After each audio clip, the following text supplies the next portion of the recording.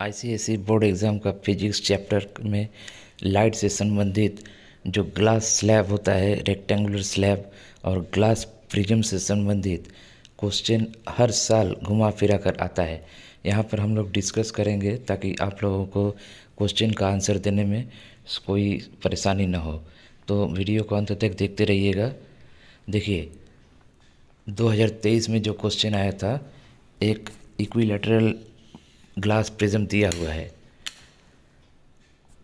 एक ray of light OP normal के साथ 65 डिग्री एंगल करके ए बी फेस से टकराया। टकराने के बाद एंटर किया, एंटर करने के बाद ए सी फेस में टकराया, उसके बाद जो बाहर निकल गया। यहाँ पर I2 का वैल्यू निकालना है।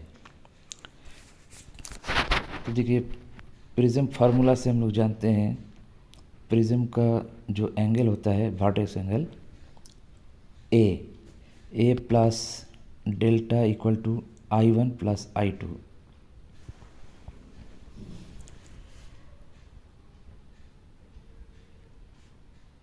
यहाँ से I2 का वैल्यू मिल जाएगा।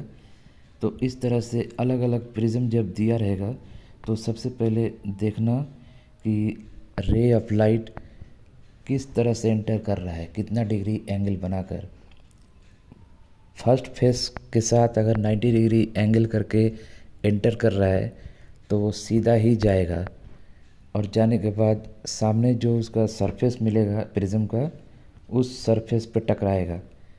टकराने के बाद उस पॉइंट पे एक नॉर्मल बनाना। तब देखना कि नॉर्मल के साथ वो रे कितना डिग्री का एंगल कर रहा है। अगर वो एंगल क्रिटिकल एंगल हुआ तो जो ग्लास और एयर का जो इंटरफेस है उसके बराबर से रे निकल जाएगा, और क्रिटिकल एंगल से अगर ज़्यादा हुआ तो टोटल इंटरनल रिफ्लेक्शन होगा और वो ग्लास में ही लौट आएगा। और क्रिटिकल एंगल से अगर कम हुआ तो ग्लास से बाहर तो निकलेगा, लेकिन जिस पॉइंट से निकलेगा उस पॉइंट पे एक नॉर्मल बनाएंगे।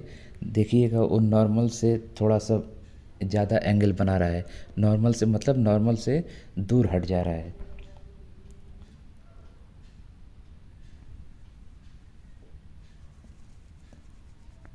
देखिए, यहाँ पर सीधा आया और सीधा टकरा कर निकल गया।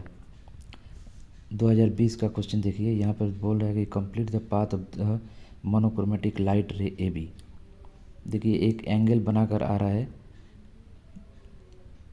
तो ये ए बी रे जब एंटर कर रहा है ग्लास में तो नॉर्मल की तरफ मुड़ जा रहा है। मुड़ने के बाद दूसरा फेस से जब टकराया पी आर से, तो वहाँ भी एक नॉर्मल बनाया। जब बाहर निकलेगा तो फिर नॉर्मल से दूर हट जाएगा। 2020 में देखिए, यहाँ पर दिया हुआ है critical angle Q R face के साथ 90 डिग्री बनाकर एंटर कर रहा है, वो सीधा जाएगा, पी आर फेस से टकराएगा। टकराने के बाद उस पॉइंट पे एक नॉर्मल बनाना है। अब ये नॉर्मल के साथ ये जो रे एंटर किया है कितना डिग्री का एंगल बना रहा है ये देखना है। देखिए, यहाँ पर ये 60 डिग्री का कोण बनाया। 60 डिग्री क्रिटिकल एंगल से बड़ा है तो टोटल इंटरनल रिफ्लेक्शन होगा और ग्लास में ही लौट आएगा। नॉर्मल के साथ 60 डिग्री बनाकर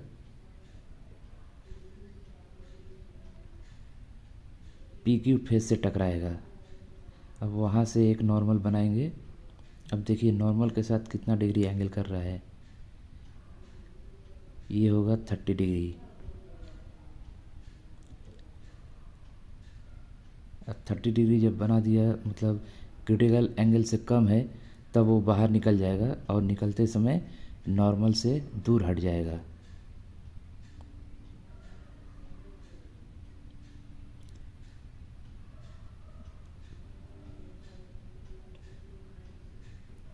और एरो मार्क ज़रूर देना है, रे किधर से आ रहा है। 2019 में जो क्वेश्चन आया था, क्रिटिकल एंगल दिया हुआ है 40। देखिए, एक ग्लास स्लैब दिया हुआ है, इसके अंदर एक पी पॉइंट से रे निकल रहा है 42 डिग्री बेस के साथ। यहाँ पर कंफ्यूज मत होना, क्रिटिकल एंगल 42 है और बेस के साथ 42 डिग्री एंगल करके डीसी फेस से टकरा रहा है।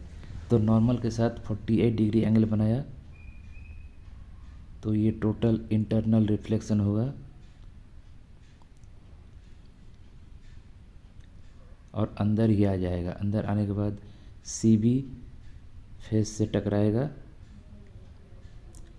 टकराने के बाद अब देखिए यहाँ पर नॉर्मल के साथ कितना डिग्री का कोण बना रहा है। ये है 48, ये है 42, ये नॉर्मल के साथ 42 डिग्री कोण बना रहा है। अब देखिए ये क्रिटिकल एंगल हो गया।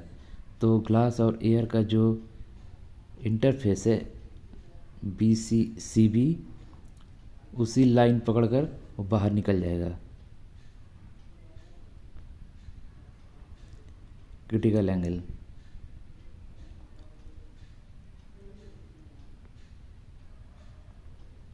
सीधा बाहर निकल आएगा।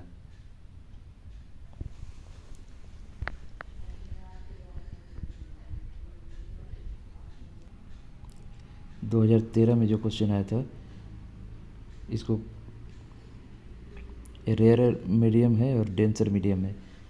एक रे ऑफ लाइट इधर से जा रहा है रेयरर से डेंसर में, और उस पाथ के ठीक 90 डिग्री कोण बनाकर एक मिरर रखा हुआ है। तो देखिए रेयरर से डेंसर मीडियम में जब जाएगा तो नॉर्मल की तरफ मुड़ जाएगा, और मुड़ने के बाद ठीक वहीं पर एक मिरर रख दिया गया है। तो मिरर से जब टकराएगा कोई भी रे ऑफ लाइट 90 डिग्री में, तो सीधा उसी तरह जिस तरह से आया था उसी तरह लौट जाएगा। तो इसको कहते हैं principle of reversibility of light. 2014 में जो क्वेश्चन आया था,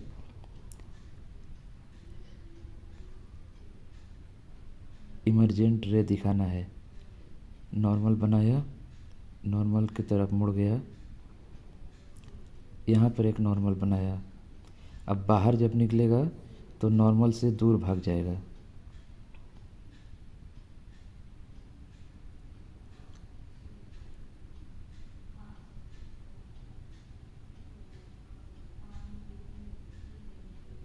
2017 का क्वेश्चन, यहाँ पर ABCD 4 रे ऑफ लाइट दिखाया गया है। एयर और वाटर से रे निकल रहा है।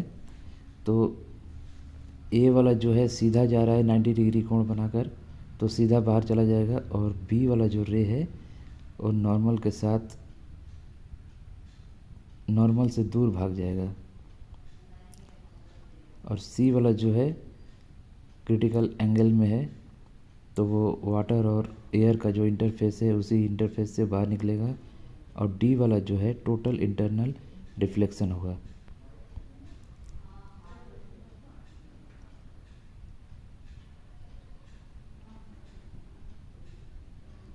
रे बी रिफ्रैक्शन ऑफ लाइट, रे डी टोटल इंटरनल रिफ्लेक्शन। 2017 का क्वेश्चन, वाटर और air, rarer medium, denser medium. एक रे ऑफ लाइट नॉर्मल के साथ 48 डिग्री कोण बना के जा, और क्रिटिकल एंगल है 48 डिग्री। तो वो जो वाटर और एयर का इंटरफेस है उसी इंटरफेस से बाहर निकल जाएगा।